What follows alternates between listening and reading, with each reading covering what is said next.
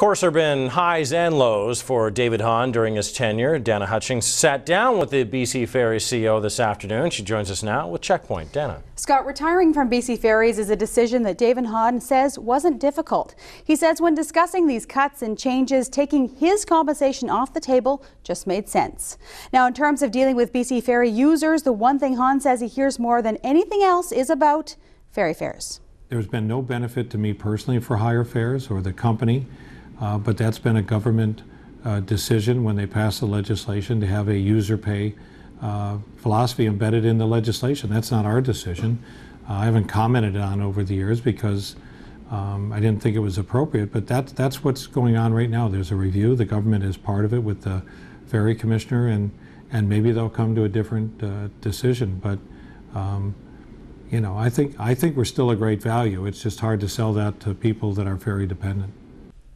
And with Hahn retiring, our checkpoint question, what would you suggest to the new CEO, the next CEO of BC Ferries? You can tweet us at @check_news on Facebook at facebook.com/checknews or email checkpoint@checknews.ca. Scott, David Hahn says he got tired of his wage and compensation being the topic when he thinks there are other more important issues facing BC Ferries.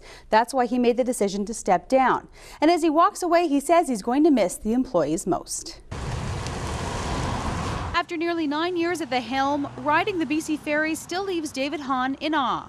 Well, I always look at the Spirit class vessel on a busy weekend. 400 cars come off, go back on. 2,200 people go off, come back on, and that all takes place in 20 minutes. It's pretty amazing, and I think, you know, it'd be important for people sometimes to reflect on how well the system does run rather than the times when it can't. But it hasn't been an easy tenure for the CEO. You've been quite a public CEO. Conscious decision to be the face? I think pretty much up front. I think the lack of a identity for BC Ferries in terms of who is going to be accountable for things was one of the early decisions I made, and that's why I took on the issue head on. Looking back, was that a good decision, do you think? I mean, Oh, you've yeah. been a punching bag for a lot of people for a lot of years. Well, I did some punching too, so I have no problem with being front and center on it. The best times, Hahn says, working with the employees. The worst, the sinking of the Queen of the North. Go! He's most proud of signing a 9-year labor agreement and building 7 new ships. Oh, geez, I think the job was great. It's the best job I had by far. I mean, I worked at Hertz Rent-A-Car in Ogden and had different jobs, but this is by far the best. As for what he would change? Regrets? None. Wouldn't change a thing. Wouldn't change a thing? No.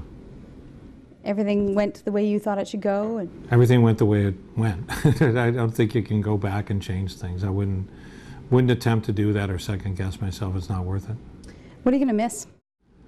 The employees, again. I think they're the best part. I love the business. I think it's the best ride in all of British Columbia, if not Canada. You know, it'll be tough to kind of walk away, but I think that the timing is right and good, and it's the right thing to do.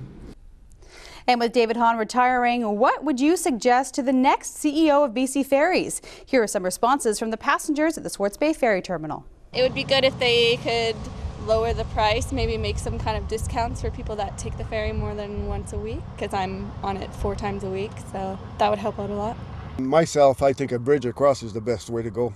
You know, in a lot of places that's what they've done, and it seems to work fine. And if there's a toll, by God, let it be, you know, and once it's paid off, take the toll booth out, like we did with the Coca-Cola.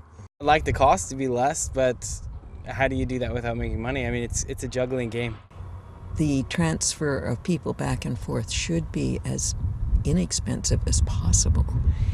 And it can't be that if huge amounts of money are spent on the top, rather than just making sure that it continues to survive. It's really expensive, and for frequent users, some sort of a discount card would be enormously helpful.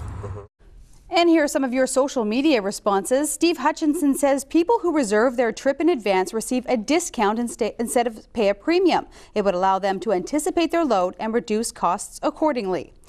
John Lee says initiate a 2-tier ferry fee, one for permanent island residents and another for everyone else, even if it means applying for a yearly discount pass with proof of island residency. And Ron McNeil says build a bridge, sell ferries to pay for it, lots of waterfront land to sell, and scrap metal is worth a bit too. And one final note, David Hahn says running BC Ferries is a big job. It's like running a city. He says he'll be interested to see where it goes from here, as he knows there are big challenges ahead. And that's tonight's Checkpoint.